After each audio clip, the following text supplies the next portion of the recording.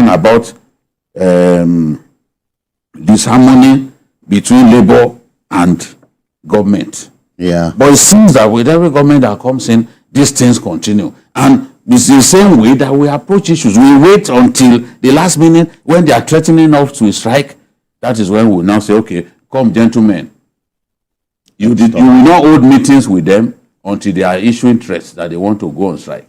And these people, we know them, they can go on strike until Jesus comes back. Okay. They have the motivation to go on strike for as long as they want. These university lecturers, they will be starving, but they will not end the strike. This is their nature. They've done it before. We sent them 6 months. 6 months. And without pay, and they continue the strike. We don't want that because you cause so much strain to students. Those who are supposed to graduate this year will have to graduate the next year.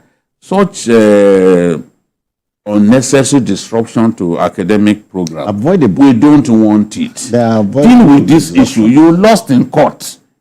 Disenroll them from IPs. Obey the order of the court. It's as simple as that. Then if you can do that, then negotiate the 2009 agreement. Government is a continuum. Negotiate it. Tell them this is what you can pay. Come to an agreement.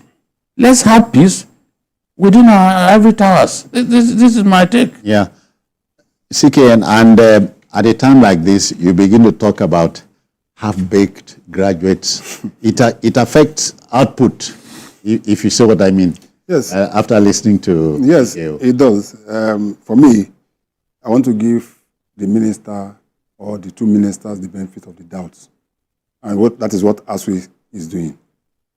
What ASU is doing is that probably they still believe that the Nigerian government have learned nothing. But they want to give them the benefit. Let it not be tomorrow. They say, okay, after all, you are supposed to go into a negotiation. And they have made a promise now. And I want to believe that the minister, and not just the minister, the government, the federal, just as BK said, government is a continuum.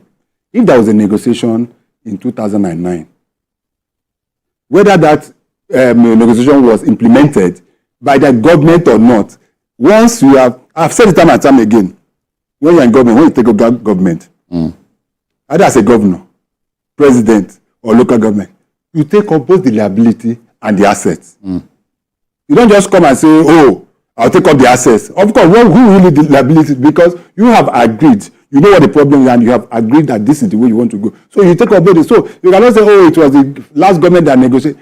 Government is a continuum, and that issue has been. And there's even been a point where they've shifted ground. I know that ASU shifted ground at a point on some of these issues. But if the issue of IPs is an issue, I don't know why I want to believe that there's something fundamental within that IPs that some people are benefiting from. Okay. So much. There's something that are benefiting from. The minister promised senior academic staff that by the would they not turn that child? Who does that? Wow. If you bring up a child to imagine that even if I get to school late, that it doesn't matter. That's it. That's what that child will continue to do even when he becomes an adult. That's it. You know, that's it. He will not give a hoot about punctuality. Because of the crazy indulgence. Yes. Some parents, that's why you see, why has morality literally collapsed in our country? Because we have parents who themselves need to be parented. To be parented. Yes. That is the thing. Because I hear you cannot flog a child. You're going to teach. It will show. Your own children. Yeah. Rather than allow your children to do little things in the home, you prefer to go and do it for them. You are a silly parent. Haven't you heard? Let the boy wash his plates. You prefer that someone else. Gentlemen, haven't you heard some parents say, oh, the thing where I suffer, make my child not suffer? Okay. You see, so that they don't distract us, these ill-bred parents that we're talking about, so that they don't distract us on the subject matter. Yeah. This One of the best things that I've seen this government do is this nail fund thing. Yeah. Yes, the idea actually came during the Buhari regime, because that bill was sponsored by the Speaker of the House of Reps then, Okay. Femi Gbajabiamila. But we've seen them tweak it again and again, presented to the president, they took it back again, reworked, so that we can have something that everyone can be happy about.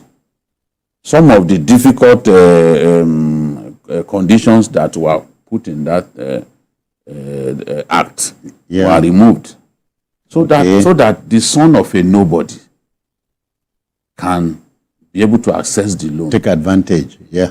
So, and I'm happy, the eligibility criteria, they relaxed it, so that you don't then see it as something that, is that they made it for the children of the rich and all that. So, I'm happy 35 billion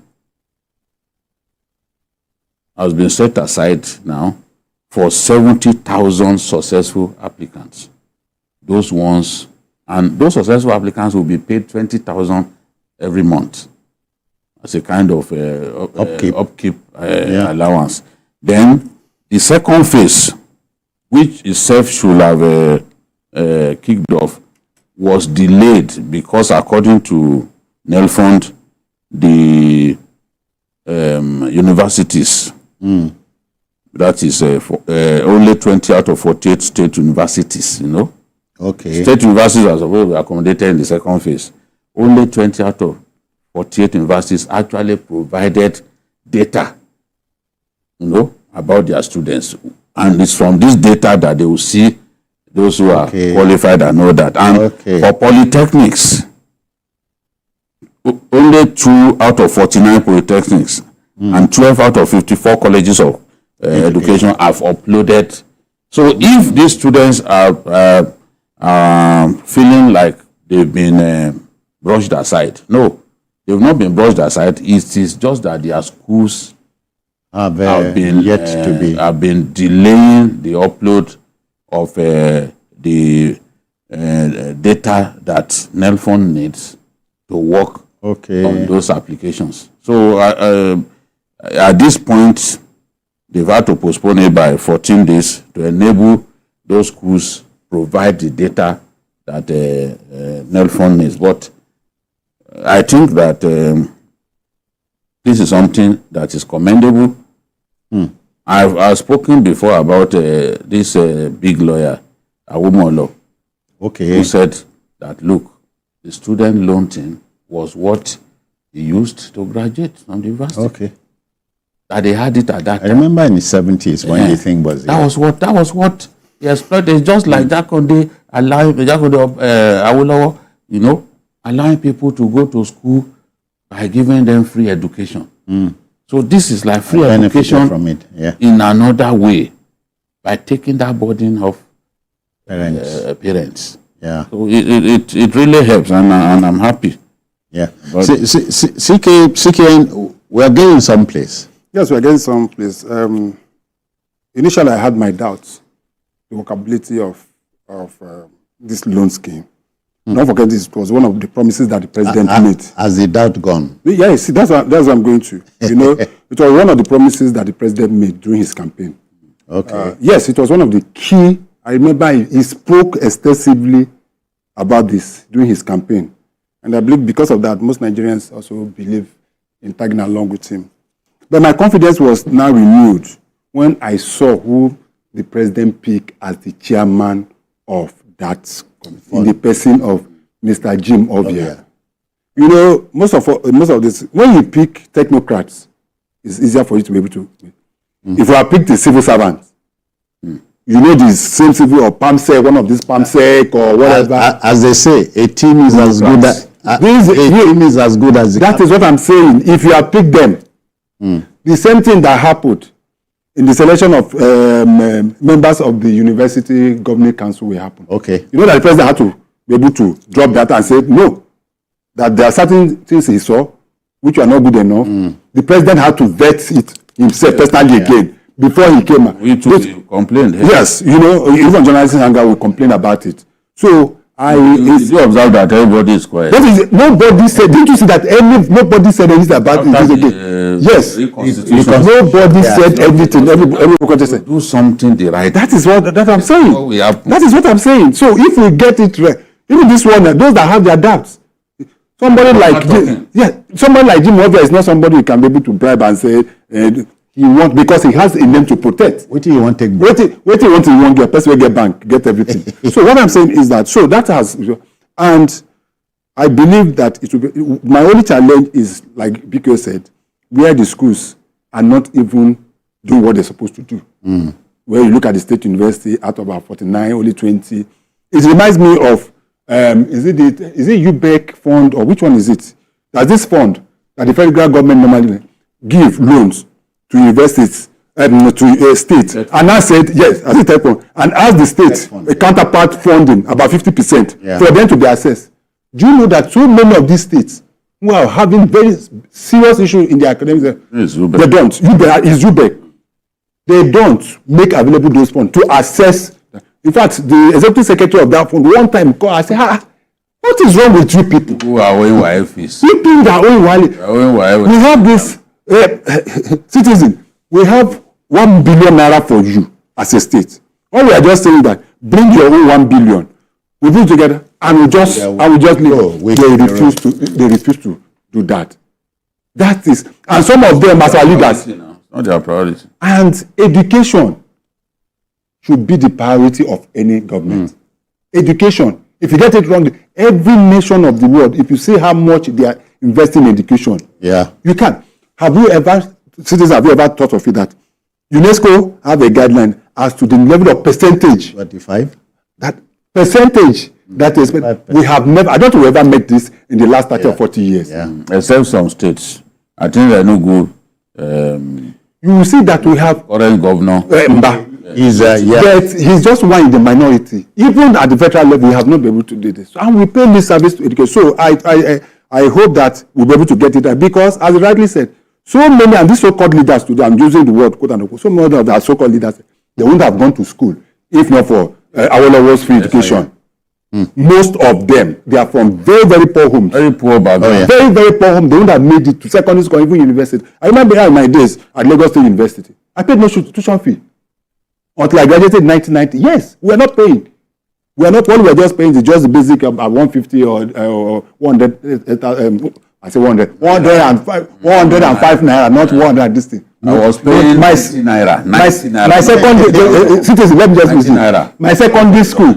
From class 1, we are the Jaconde students. Okay. From class 1 to 5, I didn't pay. My parents didn't pay a dime, and here I am today. So what I'm saying is that we should be able to. Makes me remember the 4 cardinal points of the UPN. Yeah, of course, education was key, and because the leaders then showed the vision that if you educate, what's able to educate a man, just let go. My father used to say something then that I don't have any house in Lagos. I don't have any house anywhere, but I will give you and your twin brother education. That will lead you to the end of us. We are today. Right. Okay, all right, folks. Put the fishing net in your hand. That's just it. You just have to teach it. That's it. Yeah. That's it. All right, folks, we are done, but not before thanking Babajide Kolade Otitoju Bike. I thank you very kindly. Good citizen. And Chris, can you do? I always ask the farmer, so that I can be able to get things from Babajide. Okay, it's nice to be here. We are looking for land now. That's it. Yeah. From the Ogun State government. That is have more land. Yeah. Kind of land like Lagos doesn't have. Yes, yes. If we have land, we will take it much higher. That is all. We're getting there. I'll be part of that. We're getting there. I'll be part of that. Okay, that will just about do it for the show today. Not to worry, we are here tomorrow at the same time of 5. But for today, if you missed any part of the show, not to worry. At 11 o'clock, 11 p.m., the repeat broadcast will take your airtime. Join us on Sunday too from 1:30 to 3:30 p.m. Just to inform you as well, we are on YouTube at youtube.com/TVC News Nigeria. I am Citizen Jones Hussein. Bye-bye now. Take care.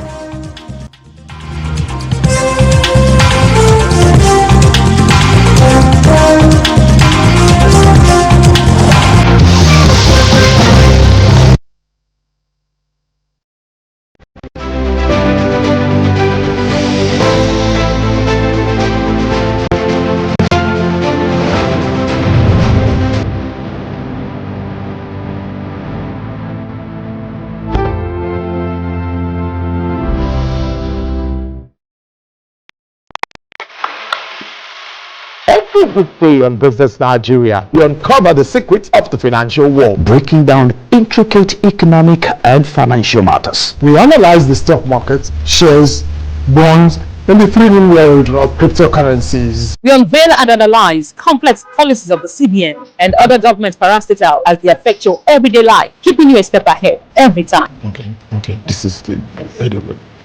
Facts matter. Our team dives deep to separate fact from popular opinion. We simplify complex government policies as it impacts your everyday life, helping you navigate the ever-changing financial landscape. Watch Business Nigeria every weekday at 2 p.m. only on TVC News. First with breaking news.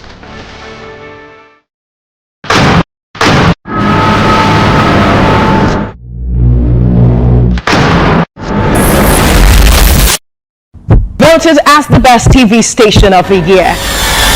TVC News breaks into the core of every event as they happen, following all nationwide big and impactful stories. Without the news from every perspective, covering every human angle. I am Veronica, bringing you the news you would want to watch. It's not a regular show. It's an online interactive session where we share my views on the everyday issues that cut across politics, security, health, current affairs, governance, and so much more. I am passionate about our country. I choose to support any conversation geared towards building a better Nigeria. Babajide Kolaji Otitoju. Join me every Saturday on TVC News YouTube channel as I discuss Nigeria and the world at large on the show, The Shows with Jide. Our planet, our home, threatened by man's activities with fears of mass extinction on the rise. On Green Angle, we examine the issues that affect our environment, seek solutions to put us on track to secure and restore a cleaner and greener world for generations to come.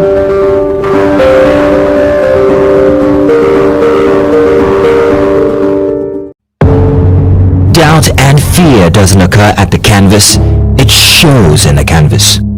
It shows the conation of raw earthen material slabbed, stroked and molded at a pace provided by the doubt and fear. Every move way in the struggle of one to the other, merging the past to the present, brushstrokes of colors seen but not known. For when the wailing stops, the pieces settle down in abject beauty, erected for a century of a century. Speaking, advocating, protesting, as the arts are meant to be.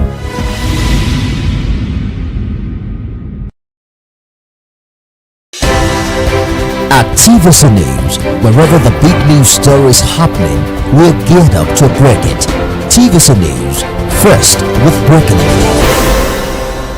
Do not lean back. I'm told that you should kind of lean forward. It's not a regular show.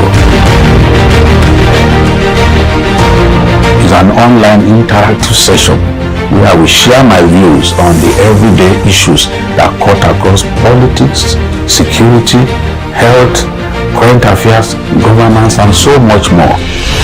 I am passionate about our country. I choose to support any conversation geared towards building a better Nigeria. Babajide Kolaji Otitoju. Join me every Saturday on TVC News YouTube channel as I discuss Nigeria and the world at large on the show, The Shows with Jide.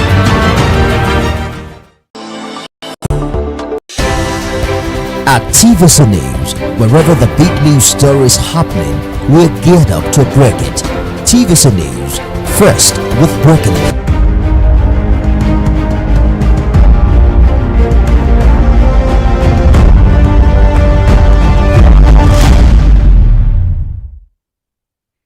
Thank you for joining us on the program Beyond 100 Days. I am Abosede Adeniran Aderemi. Joins the conversation on the Guinea-Bissau's ongoing political and institutional crisis. Guinea-Bissau is grappling with political instability and institutional crisis, which poses a significant threat to peace and sustainable development in the sub-region. However, the Nigerian government, through ECOWAS, stand united with the government and people of Guinea-Bissau. Today's graduation is unique as it reaffirms our unwavering commitment. I implore you to maintain the highest level of professionalism, discipline, and respect for human rights and sovereignty of the Republic of Guinea-Bissau. Now to our major discussion. The political turmoil in Rivers State is far from over after the expiration of the tenure of chairman of the 23 local government areas to the inauguration of the Caretaker Committee by Governor Siminalayi Fubara. There have been protests for and against the decision of the state government to inaugurate Caretaker Committee. The police have since taken over the council secretariats to ensure safety of lives and property. On TVC News earlier this week, we had a chat with the State Commissioner of Police, Rivers Command, Olatunji Disu, and he stated the role of the police in the ongoing political crisis. NLC was about to go on demonstration, riot. We warned them of the implication of what they were trying to do. We never at any time said, don't go on procession, but everybody should take cognizance of the fact that every procession they take part in could be hijacked and it will lead to breakdown of law and order. That was what we emphasized, and that is what we are still emphasizing at this moment. All the secretariats in the state are closed, and they are being manned by officers of the police and other security agencies as well, until the crisis is solved. Well, the big question on the program is, will the July 4th Court of Appeal decision bring an end to political crisis in Rivers State? Former chairman, Ikwere Local Government Area in Rivers State, Samuel Owanoseke, joins me via Zoom from Rivers State, and lawyer, pro-democracy advocate Maxwell Okpara joins me from our Abuja studio. Gentlemen, it's good to have you on the program. Thank you very much for the opportunity of being your show. Let me start with you, Mr. Okpara. You're a lawyer. For about 2 weeks, the police has taken over the council secretariat in Rivers State. We have just heard the State Commissioner of Police say they will remain there until the crisis is over. What is the legal implication of this, considering that council staff have now been unable to access the facilities since then?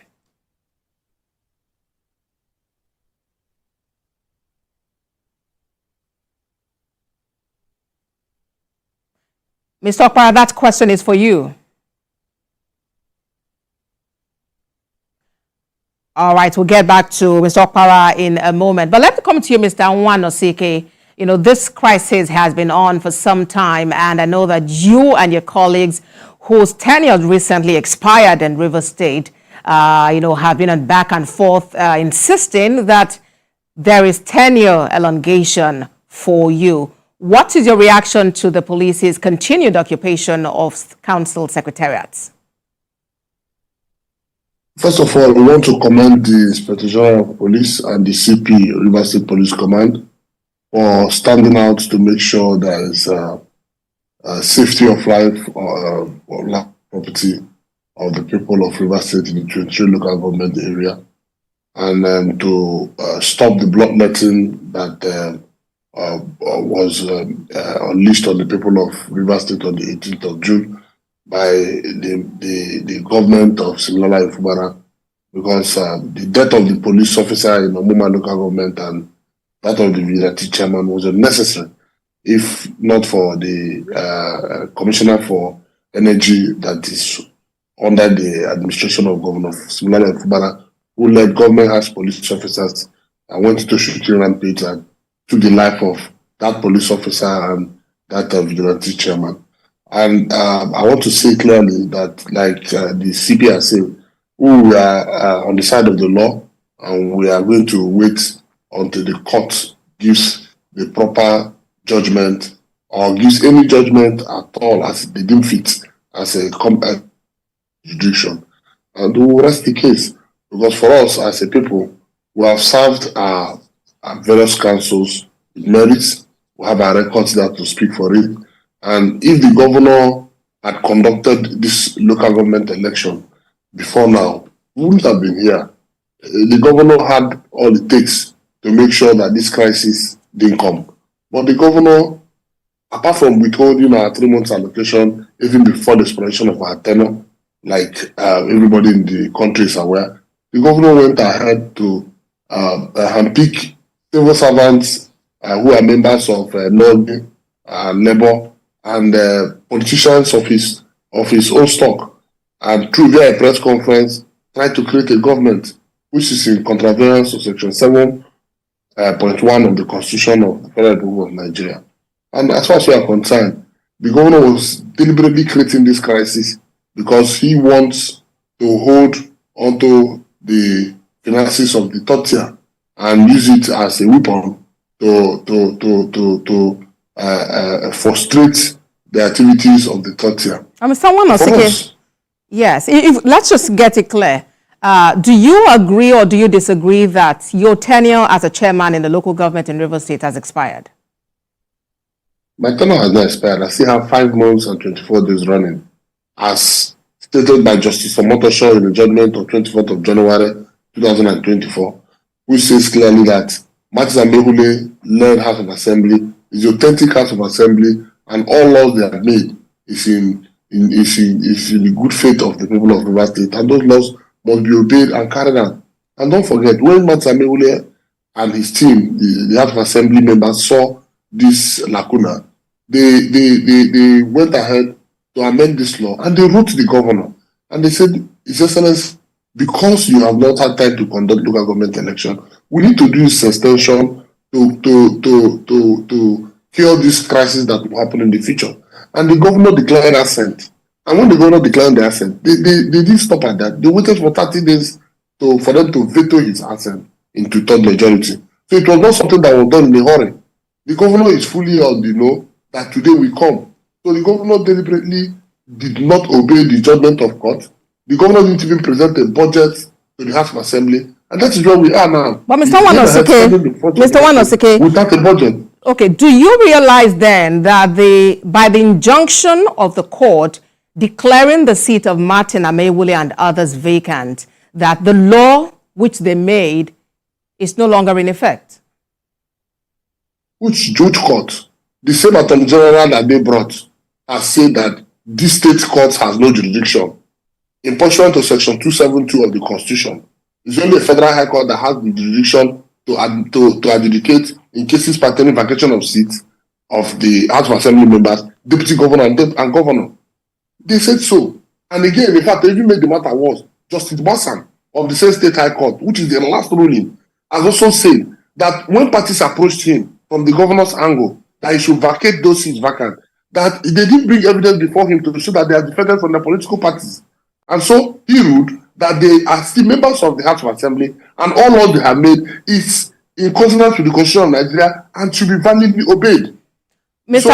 So me and my other 20 colleagues are obeying the laws of the land. I hear you. Let's pause for a moment and bring in lawyer and pro-democracy advocate Maxwell Okpara. Mr. Okpara, we have been having this conversation, and I would want to ask you what the position of the law is. 1, on tenure elongation, and 2, what is the place of Caretaker Committee in the administration of local government in Nigeria? There are some legal issues you need to resolve in order to arrive to this particular issue. Every lawyer will tell you that before an issue, you discuss an issue, raise the legal issues. Now, the first legal issue there is that, 1, whether there is a law that elongates those local governments. That one is the first legal issue. 2, whether those people who made that law has the power to make that law as at the time they made the law. That one is another legal issue. Another issue there is that, 3, whether that particular law is still valid and subsisting. That one is another issue. Then 4, whether the people that you said that their tenure is being elongated, whether they have the right to continue to act after the expiration of their tenure. Now, to start with the issue of whether those people who made the law are members of the National Rivers State House of Assembly, the answer is no, they are not. They are not members of Rivers State House of Assembly by the reason of their decamping from PDP to APC. 2, by the reason of the fact that the law has declared the court has declared their seat vacant. That one is 1. Then 2, on that particular law, whether it's still subsisting, the answer is no. Not only that, the people that made the law has no statutory power to make that law. The court of competent jurisdiction has declared that particular law a nullity, null and void. So now, whether that particular tenure purported to have been elongated is still subsisting, the answer is no. It can no longer subsist, in that the law upon which they are standing to claim that their tenure has been elongated has been declared null and void. So in other words, you cannot place something on nothing and expect it to stand.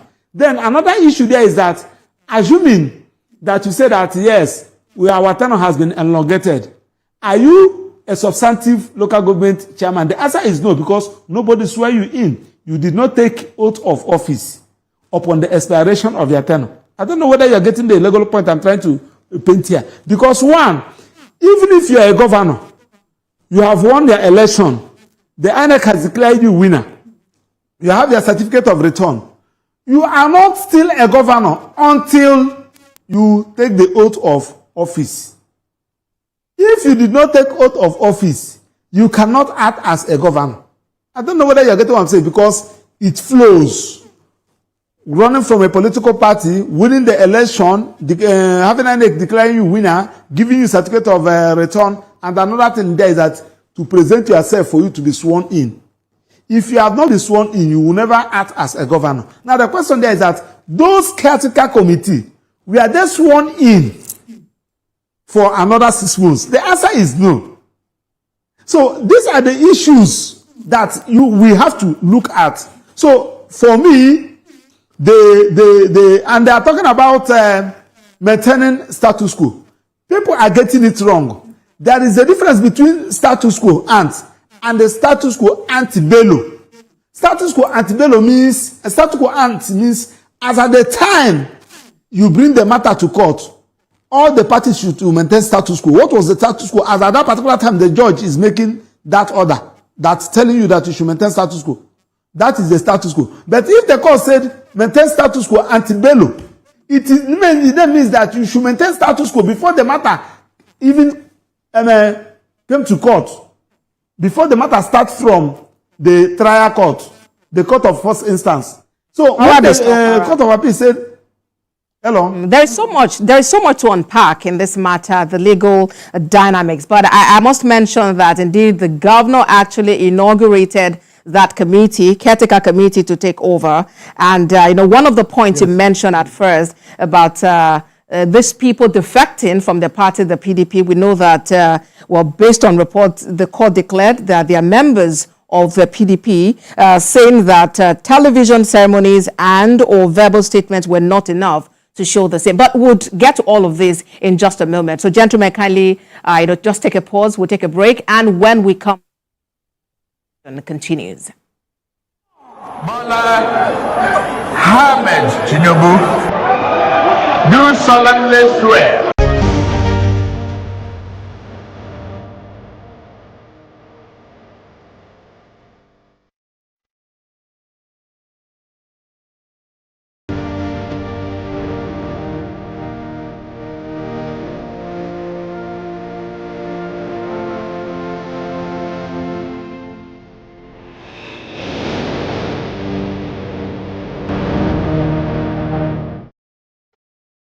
The program is Beyond 100 Days. Thank you so much for staying with us. And I've been speaking with former chairman, Ikwe Local Government Area in River State, Samuel Nwanosike, and the lawyer and pro-democracy activist, Maxwell Okpara.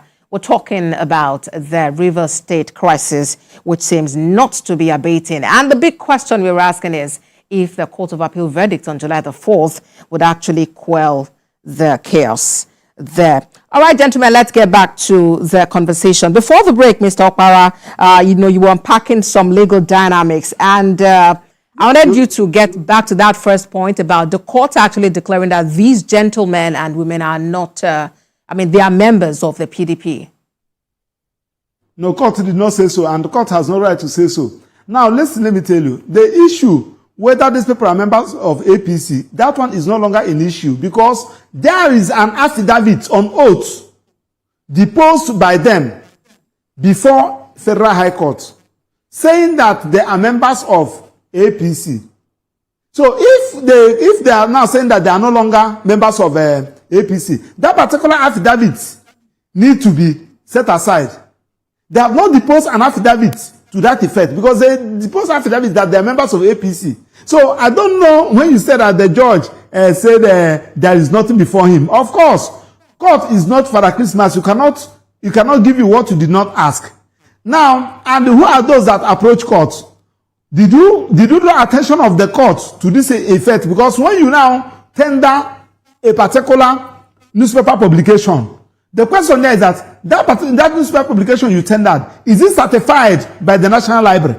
If it is not certified by the National Library, it goes to no issue. It's as good as tissue paper and should be thrown into those bins. So, but when you bring a certified newspaper publication from National Library, then court now can admit it. Now, did you also inform the court that these people have deposed an affidavit before court of competent jurisdiction? Because when you are making a statement on oath, immediately the court discovered that you deceived the commissioner for oath. You are lying on oath, and everybody knows the implication of lying on oath. Lying on oath is a crime. It's not a civil wrong. It is a crime. We will not accept people to bring their cronies. All right, let's get the position of the lawyer. Mr. Okpara, you have the floor now. You've heard Mr. Nwanosike, react to some of